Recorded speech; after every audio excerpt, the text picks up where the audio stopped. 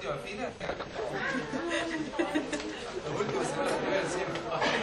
Excelente. Vieron todos aquellos que se mandan WhatsApp. Martín y Juan. Martín y Juan. Martín y Juan. Última fila, adelante. Con la penúltima fila, pasen adelante la primera.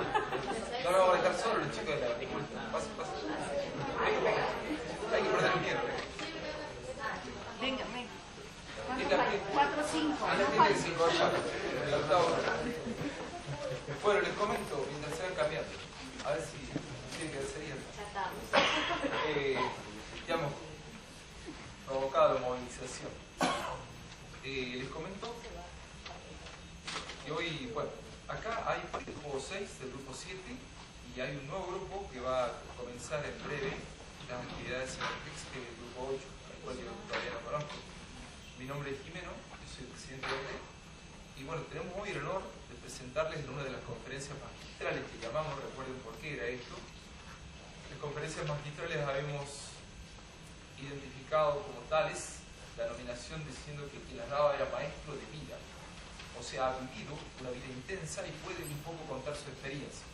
En ese sentido tenemos el honor de tener con nosotros al doctor Carlos Sánchez. El doctor Carlos Sánchez fue profesor mío, excelente profesor. Además lo admiro personalmente y es un líder. Uno a veces cuando piensa en un líder cree que el líder ya fue, ya no está, tiene referencias de él, que alguna vez existió. Y es una fortuna tener un líder carne y hueso, que nosotros podamos tomar contacto con él, escucharlo y después eventualmente seguir en contacto preguntándole cosas o hablando de él. Yo creo que hace muy poco hacía una conversación con un señor 97 años. Y contaba sus experiencias de vida y una frase me quedó, dice: en cierta época de mi vida arruiné mi vida cuando me resigné, me abandoné. Diríamos, es como si uno se hubiera dejado. Una de las cosas que me decía es, pese a las contrariedades que uno tenga, uno tiene que ir, uno tiene que abandonarse. Bueno, esa es una característica del líder. Carlos Sánchez en esto es un ejemplo. Tuvo un montón de avatares durante su vida y él está firme siempre en el cañón, dando su ejemplo, predicando además de su ejemplo con sus ideas. Yo le he pedido al profesor que venga a contarles su vida como eje central para que ustedes abreven en sus propias experiencias lecciones de vida para ustedes que las puedan incorporar y, por supuesto, concentrado en su tema, que es el ámbito de la educación. Bueno, tiene varios ámbitos, pero ahora está en el tema de la educación y, por supuesto, como brillante profesor de economía, vincularla a este enfoque mundial, global y nacional. Profesor, un gusto, muchas gracias. Gracias, Eugenio. No es la primera vez que Eugenio me invita a hacer un curso de jóvenes y lo hago con mucha alegría y satisfacción. Por lo que quiero públicamente felicitar a Eugenio por la iniciativa. Es una iniciativa maravillosa esta de llevar adelante estos programas, de convocar a jóvenes y de ayudar a la formación no específica de incorporar conocimientos precisamente, que es una función que ustedes realizan en la vida universitaria, la anterior de la escuela, sino incorporar conocimientos como modo de vida, como para entender lo que ocurre y cómo interpreto la invitación a conversar con ustedes, que nos formula Eugenio, en estos términos. Por eso voy de esa manera voy a tratar de contarles algo de lo que yo hice, pero no con la idea de publicitar mi vida, nunca me gustó hacerlo, sino como aval, mi vida como aval, como justificación de lo que les voy a decir al final en cuanto a mensaje, con la intención, como lo decía al comienzo, de que les ayude. Bueno, hay un papelito, no sé si lo supongo, donde resumen algunas de mis actividades, pero déjenme que yo les mencione como comienzo de esta charla. Yo tengo 67 años, pronto cumpliré 68, y soy un típico producto cordobés. nací en la ciudad de Córdoba. Mi nacimiento ocurrió en la casa donde vivía mi padre. Yo estaba en la calle 9 de Julio, casi esquina Tucumán, que es más ubicado en el centro de Córdoba, difícil. Bueno, me crié, me eduqué y me formé en Córdoba, siendo producto típico de una familia de clase media, de origen español e italiano, de manera que cumplo con todos los atributos. Estudié, terminada la escuela secundaria en la Facultad de Ciencias Económicas de la Universidad de Córdoba. Me recibí de contador público, pero estudiando como contador público descubrí que no era la cuestión impositiva, el balance o la partida doble lo que en realidad me atraía, sino que en los estudios me iba enfrentando, iba tomando conocimiento de cuestiones que hacen a la organización social y a la manera como esa organización, social afecta a la gente, a las personas, a los individuos. Y entonces me fue naciendo la preocupación de transformar los conocimientos que iba recibiendo en algunos comportamientos futuros que ayudaran a que esa organización social fuera mejor. Y eso lo canalicé, abandonando ya mi supuesta profesión de contador público, hacia la economía. Entonces estudié economía, me recibí licenciado aquí en Córdoba, en la Facultad de Ciencias Económicas, más de contador, estudio de posgrado que había en ese momento, y me fui a estudiar a Estados Unidos, donde estudié economía, me recibí de máster. No quise seguir mi doctorado en Estados Unidos porque no me gustaba la vida en Estados Unidos, a pesar de que después la vida me llevó a estar mucho tiempo en ese país. Pero de todas maneras volví, me doctoré aquí en Córdoba en economía. Mi tesis de doctorado, el decano era Camilo Dagún, un decano muy prestigioso que tuvo la Facultad de Ciencias Económicas. Desde hace muchos años trabaja en universidades en Canadá y en Italia.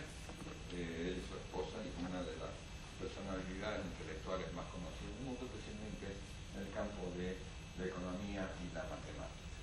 Bueno, el tema de mi tesis fue la economía y la educación. Esto hace más de 40 años. Y hablar de economía y la educación en ese momento era un poco una herejía a la educación como inversión. Fue mi tema de tesis. Y ya antes de recibirme estaba incorporado a la vida universitaria como profesor, muy joven. Daba clases en la universidad, me integré no solo en la docencia, sino en la investigación, y eso fue otra de las actividades atractivas que me atrapó y que me siguió atrapando por el resto de mi vida. En la universidad, en la Facultad de Ciencias Económicas, sigue habiendo un Instituto de Economía, Instituto de Economía y Finanzas. Ese Instituto de Economía lo dirigía Aldo Arnaudo, un profesor quien Eugenio debe tener muy gratos recuerdos, uno de los economistas más brillantes que ha tenido la Argentina. Y se formalizó un convenio con la Fundación Ford. Y ese convenio con la Fundación Ford permitió financiar los estudios de posgrado en Estados Unidos a quienes éramos investigadores en el Instituto de Economía. Además de enviar un profesor de John Hunter, se llamaba, de la Universidad de Michigan, en Estados Unidos, que tuvo 2 años con nosotros en Córdoba. Por supuesto que eso comenzó a mostrarme algunas de las cuestiones que después voy a retomar al final como conclusión. Pasamos a ser los perversos de la universidad. Estábamos vendidos al imperialismo norteamericano. Uno entraba a la facultad y había letreros que decía fuera los Sánchez, fuera los Arnaudos, porque teníamos el apoyo de Fundación Ford, identificada con Estados Unidos, el capitalismo, el imperialismo, un montón de cosas que eran mucho más frecuentes en esa época que en esta. Pero lo cierto es que la vida se hizo difícil. Sin duda para quien tiene la vocación universitaria, trabajar trabajar en la universidad enseñando e investigando es la felicidad máxima. Pero esa felicidad nunca es pura, siempre está contaminada. Entonces, esos encontronazos con una actitud irreflexiva, incoherente, irracional, de un estudiantado que como personas eran macanógrafos, pero que estaba movilizado en una ideología falsa, falsa no por su contenido, sino por su acción, resultaba bastante agraviante. Pero no fue solo ese el único problema de la vida universitaria, porque después vinieron cambios políticos que la afectaron. Entonces había un periodo en donde los guerrilleros manejaban la universidad y no estaba dando clases, y en un determinado momento entró un grupo de guerrilleros, tomaban el aula y hacían ellos, bueno, yo no tenía que aguantar. Pero después cayeron los guerrilleros, entonces vinieron los militares, entonces a esos alumnos desaparecieron, y a nosotros que habíamos sido profesores y soportábamos estas consecuencias nos pusieron bajo sospecha. En mi caso particular tuve que recurrir a un familiar militar porque si no era a lo mejor ahora uno de los desaparecidos. Después vinieron los políticos, entonces los políticos nos pusieron también como sospechosos porque habíamos estado enseñando en la época del gobierno militar. Bueno, todo eso acompañado de alteraciones en la disponibilidad presupuestaria, por supuesto se reflejaban los sueldos, por supuesto en el bienestar económico de quien estábamos, ¿no? Entonces eso fue incorporándome experiencias que mostraban que había algo que cambiar, y que ese algo que cambia en la sociedad argentina no era solo en términos de conocimientos, que ese va a ser el punto final al cual quiero llegar hoy. Pero trabajé mucho en investigación, tengo muchas publicaciones, artículos, libros, aquí en el exterior, trabajé en muchos países, trabajé en Chile, trabajé en Bolivia, trabajé en Paraguay, trabajé en Indonesia. El actual presidente de Indonesia, el señor Megawati, cuando era candidata, armó un equipo para que la asesorara en términos económicos, y yo fui uno de los contratados. Eso me llevó a estar en Indonesia algún tiempo, pasando una experiencia también bastante interesante y peligrosa, porque vivir en Indonesia no era, y creo que sigue siéndolo así, una tarea fácil, era una tarea que tenía muchos riesgos personales. A quienes estábamos trabajando en ese grupo nos hospedaban en una casa en medio de unas colinas donde cultivaban arroz y todas esas cosas que nos tenían un poco secuestrados ahí por razones de seguridad. Muchos vínculos con universidades. Yo fui profesor visitante en la Universidad de Illinois, en Estados Unidos. Tenía contactos y actividad docente en la Universidad de Sussex, en Inglaterra, en la Universidad de Essex, en Inglaterra. Bueno, historia larga de contar. Pero todo esto porque, lo cuento porque me fue permitiendo conocer otros modos de vida, otro modo de ver la organización social, otro modo de vincularse, de vincular el conocimiento con la realidad de un determinado país y con la realidad del mundo, tema al cual también me voy a referir enseguida. Ahora, también, y por razones que ya voy a explicar,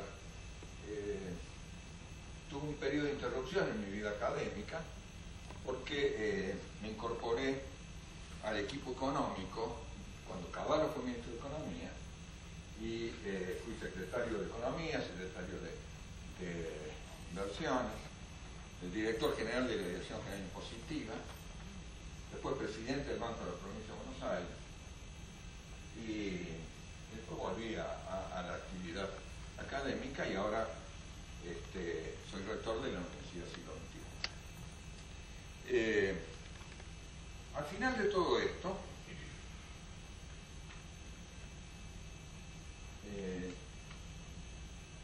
se van generando condiciones que uno comience a reflexionar y decir, ¿por qué hice lo que hice? ¿Y qué me quedó de todo lo que hice? Bueno, riqueza material no. Una vida dedicada a la docencia, a la investigación, produce mucha riqueza, pero no riqueza necesariamente en términos materiales. Yo conozco solo un economista que se hizo rico, se llama Paul Samuelson, porque escribió un libro hace muchos años, Principio de Economía, con el cual estuvieron muchas generaciones de economistas en todo el mundo, pues se tradujo a todos los idiomas. Y Paul Samuelson publicó el libro, la editorial McGraw-Hill en Estados Unidos, entonces él le dijo al editorial que no quería que le pagaran en dinero, sino que le pagaran en acciones de la sociedad. Con lo cual llegó a tener tal cantidad de acciones que pasó a ser el dueño de McGraw-Hill, una de las editoriales en su momento más grandes del mundo. Pero son casos que no se dan frecuentemente. Lo cierto es que si uno acumula mucha riqueza en conocimiento, riqueza en experiencia, riqueza en amistad, riqueza en prestigio, y entonces esto, vuelvo a la pregunta, a la reflexión que quiero compartir con ustedes. ¿Por qué hice lo que hice? Y a continuación, ¿me equivoqué en lo que hice? ¿Estoy satisfecho con lo que hice? Bueno, para ir avanzando de a poco. ¿Por qué hice lo que hice? Toda mi actividad docente y de investigación es por vocación, obviamente. Y solo quien tiene la vocación lo va a hacer. No es ni mejor ni peor que cualquier otra actividad, pero para quien tiene la vocación es la mejor, obviamente. Y como toda actividad a la cual uno se incorpora por vocación, hay que hacerlo con pasión, con compromiso. Compromiso con lo que sea. Hay que tener verdadera satisfacción y pasión por hacerlo. Fijándose metas de éxito y tratando de cumplirlas, siendo exigente con uno mismo. Entonces, esa pasión, esa vocación, esos eran los ingredientes fundamentales para que yo dedicara la mayor parte de mi vida activa a la tarea intelectual, a enseñar en la universidad, a compartir muchos momentos con mis alumnos y a la investigación. Ahora, ¿por qué dejé en un determinado momento esa vida universitaria, que es la vida que me gustaba y que me sigue gustando? Bueno, porque por algo que yo, criticándome, diría algo de un pecado de soberbia.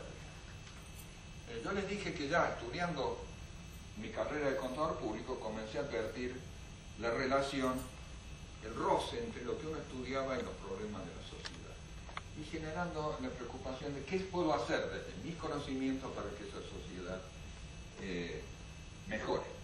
Bueno, en el año 1989 ocurrieron dos cosas importantísimas, una solo para la Argentina y la otra para todo el mundo. En el año 1989 ustedes nacieron muy chicos, así que seguramente no tienen la vivencia de lo que ocurrió y solo alguna memoria o comentario. Ocurrieron las dos cosas, fueron hiperinflación en Argentina y la caída del muro de Berlín en Alemania. Dos hechos de una enorme trascendencia. ¿Qué es esto de hiperinflación? Ustedes se han socializado, se han incorporado a la vida social de la Argentina en un ambiente de estabilidad de precios. O sea que prácticamente ni siquiera saben lo que es inflación. ¿Qué les voy a hablar de hiperinflación? Bueno, la hiperinflación es uno de los traumas más dolorosos que puede tener una sociedad. Hay muy pocas sociedades en el mundo que la vivieron. Alemania lo fue.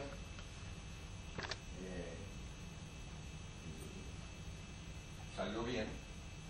Y la Argentina fue otra.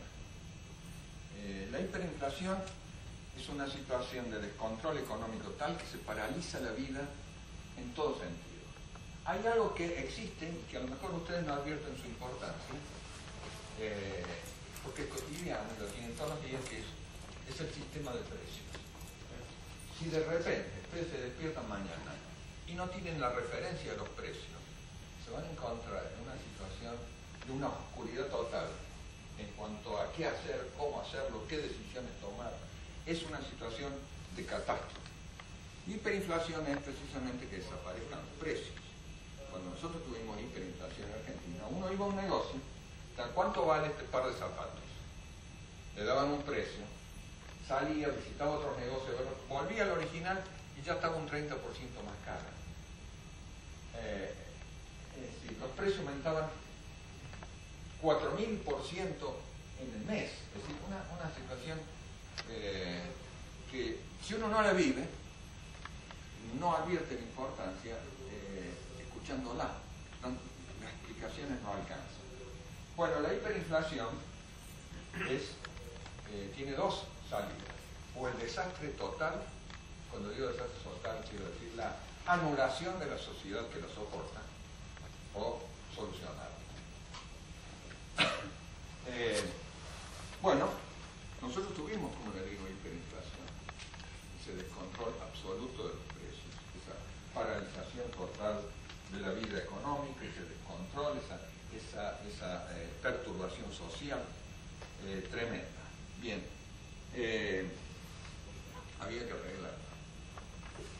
Conjuntamente con eso, en un ambiente internacional que comenzaba a mostrar los efectos de esto que uno lo resume diciendo la caída del muro. La caída del muro de Berlín fue el fin del comunismo, la desaparición de la Guerra Fría, un replanteo total de las relaciones entre los países. Y en Argentina, nosotros siempre hemos creído que somos el ombligo del mundo y que lo que pasa en Irak, en Estados Unidos, en Alemania, en Francia, en Londres o donde sea, no nos afecta. Sí nos afecta. El mundo cambió a partir del año 1989, pero en otras situaciones, otras las relaciones, desembocó en la famosa globalización. Ustedes han oído hablar de la globalización, seguramente con fuertes críticas. ¿Qué es perverso? ¿Qué es la globalización? Como si todos los males que sufrimos consecuencia de la globalización.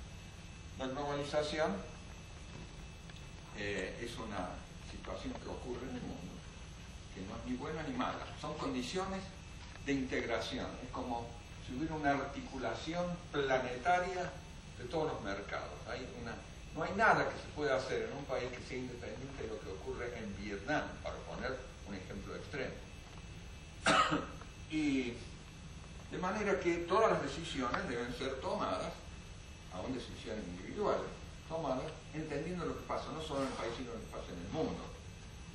Bien, pero nosotros en el año 89 estábamos demasiado ocupados con la hiperinflación como para preocuparnos como sociedad por lo que pasaba con el muro de Berlín.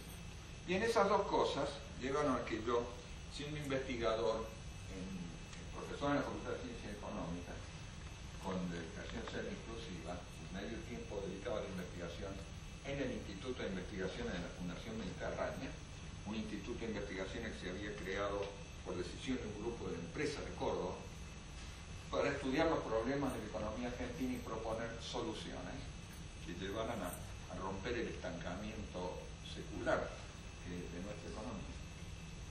Entonces, ese grupo de economistas, el que lo dirigiera Cavallo, que después fue ministro de Economía, llevó a que Cavallo asumiera como ministro de Economía y por supuesto llegó a todos los que éramos investigadores en el instituto que se sigue llamando Lideral, Instituto de Estudio de la Realidad Argentina y Latinoamericana. Bien, ¿y qué creí yo? ¿Y qué creímos de ese grupito de 4 o 5 personas? Que con nuestra convicción, con lo que sabíamos de economía, con toda la experiencia que teníamos, íbamos a poder cambiar la Argentina. Pecado de soberbia. No fue así. Y eso lo vemos hoy. De manera que si yo me pregunto, ¿me equivoqué? Yo digo que sí, me equivoqué. Pero me equivoqué no por haber pretendido ayudar a que mejorara la situación del país, sino por pensar de que con ese método, con ese procedimiento que estábamos siguiendo, lo íbamos a poder hacer. ¿Cuál es ese método, ese procedimiento? Pensar que desde el gobierno una persona va a cambiar lo que ocurre en Argentina. Y no es así. Fíjense en la Argentina, y ahora ya paso a lo último, que entramos ya al terreno de los mensajes. Es decir, acá en Argentina hubo una época en donde se hablaba mal de los militares, eran lo peor de lo peor. Pero la situación económica empeoraba, la situación política empeoraba, entonces esa misma sociedad que despreciaba a los militares los iba a buscar para que tomaran la conducción del país. Entonces se alternaban gobiernos civiles y gobiernos militares. Después esos mismos militares que habían sido llamados por los civiles para que tomaran el poder, eran rechazados por esos mismos civiles. Y los civiles que despreciaban en ese momento a los militares buscaban a los políticos, y después los políticos eran los malos. Entonces se alternaban militares y políticos en un país que no encontraba soluciones, ni con los militares ni con los políticos. Entonces, pensar que un Perón, un Menem, un Kirchner, un Cavallo, o cualquiera sea su nombre, va a cambiar lo que le ocurre al país, es falso. Es un error tremendo. Esto se lo quiero decir con mucho énfasis. Tenemos que cambiar la situación de la Argentina, pero no esperando que alguien desde el gobierno aparezca con la capacidad y el poder suficiente para cambiar, porque los problemas de la Argentina son los problemas de la sociedad argentina. Y sobre esto me quiero detener un poco antes de continuar en mi conclusión sobre cómo hacer para que esto mejore. La sociedad argentina, la sociedad civil, incluye a los políticos, por supuesto, incluye a los militares, incluye a toda la dirigencia, incluye a los consumidores, a los asalariados, a todos. Esa sociedad tiene graves problemas, está enferma, no de ahora, desde hace mucho. También es un tema que voy a retomar al final. Sufre una enfermedad que se llama anomia. Es una sociedad anómica. Quienes estudian sociología o han estudiado sociología saben que es la anomia. La anomia es la carencia o la degradación de normas, de reglas, de comportamiento. La anomia es una que caracteriza a la sociedad argentina en consecuencia de que la sociedad, cada uno de los individuos que la componen, no respeta reglas jurídicas, no respeta reglas propiamente sociales, no respeta reglas económicas. En definitiva, no respeta las instituciones. Hay una rama de la economía que se titula La nueva economía institucional, que nos dice que instituciones son las normas, reglas, formales o informales, que configuran el comportamiento de los individuos que actúan en organización. ACDE es una organización. Una universidad es una organización. Hay individuos que trabajan conjuntamente, que toman decisiones, que funcionan. Ese funcionamiento, esas decisiones están determinadas por las normas formales o informales. Una ley es una institución. Cuando dos personas que existen en una sociedad, la convención de que dos personas formalizan un negocio y no lo escriben, se dan la mano y con eso el negocio se cumple, esa es una norma informal que determina, que le da forma a un determinado tipo de comportamiento. Esas son las instituciones. Una sociedad anómica no tiene instituciones, no respeta normas, no respeta reglas, una sociedad enferma. Carlos Nino, que es un analista político argentino de sociología y de ciencia política, dice: la sociedad argentina está prácticamente al margen de la ley, es anómica. Anomia también significa carencia de ley, ausencia de ley. Ahora, en todos los países hay transgresores a las normas, a las reglas, pero en una sociedad normal, cuando se transgrede una norma, se provoca una reacción. Se reacciona en contra. De manera que la transgresión a una regla pasa a ser la excepción de la regla. En Argentina ocurre que las transgresiones a la regla superan en número a la normalidad en cumplimiento de la regla. Con lo cual, la transgresión deja de ser transgresión y pasa a ser norma. Ejemplos. Perdón, antes de los ejemplos. Pero claro, ¿por qué le llaman los sociólogos anomia boba? Porque somos bobos. ¿Por qué somos bobos? Porque no nos damos cuenta que esa infracción, ese irrespeto por las normas y las reglas, nos perjudica. Miremos el tránsito. Todos los días, Argentina es uno de los países que tiene más muertes en el mundo por accidentes de tránsito. Son espantosos y horribles. Y vemos todas las transgresiones. No se respeta ninguna regla en el manejo. Calendario escolar. No lo respetan los padres, los alumnos, los maestros, las autoridades del gobierno. No respeta nadie el calendario escolar. Por supuesto, cada vez somos más burros. Es una consecuencia de no respetar normas, de no respetar reglas. En economía, la irracionalidad económica de la sociedad argentina es espectacular. No existe en ningún lugar del mundo. En cualquier otro lugar hay una racionalidad mínima, básica, que lleva a respetar ciertas reglas de coherencia en funcionamiento económico, que si no se respetan, se perjudica la sociedad como tal. Es una especie de falacia de composición. La persona que maneja y se aprovecha de los otros que manejan, entonces los pasa irregularmente, viola un semáforo, ganó ahí, hasta que en otra esquina se mata. La persona que evade impuestos, todo el mundo se evade impuestos, pero como digo, en una sociedad normal hay reacciones contra la evasión, y la evasión es la excepción y no la regla. En la Argentina la evasión es la regla, de manera que lo anormal es pagar los impuestos.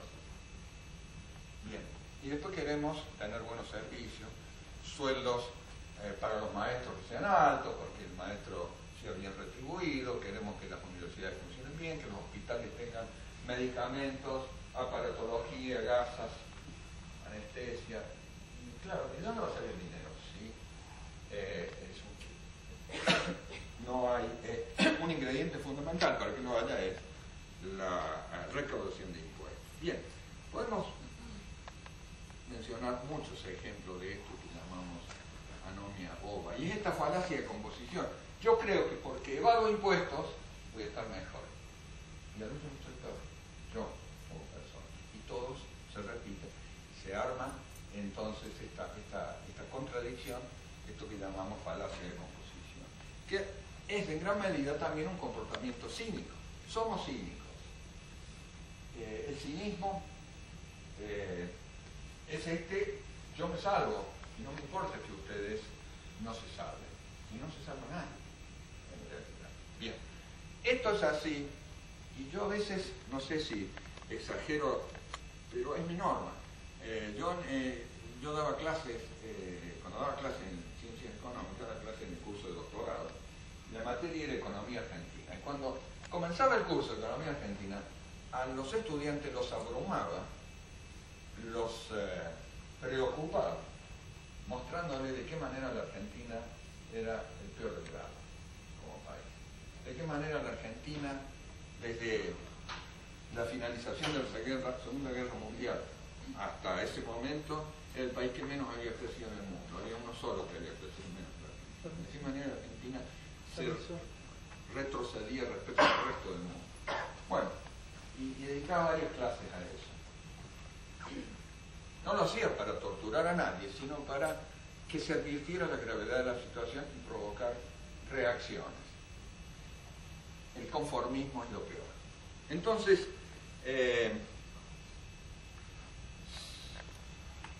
si nosotros, primer mensaje, si nosotros creemos de que la cosa va a cambiar, porque va a venir un fulano, sea quien sea, militar, político, del partido que sea, se llame o no se llame, y va a tomar el gobierno y nos va a arreglar el problema, estamos equivocados. El problema lo tenemos que arreglar nosotros, cada uno de nosotros.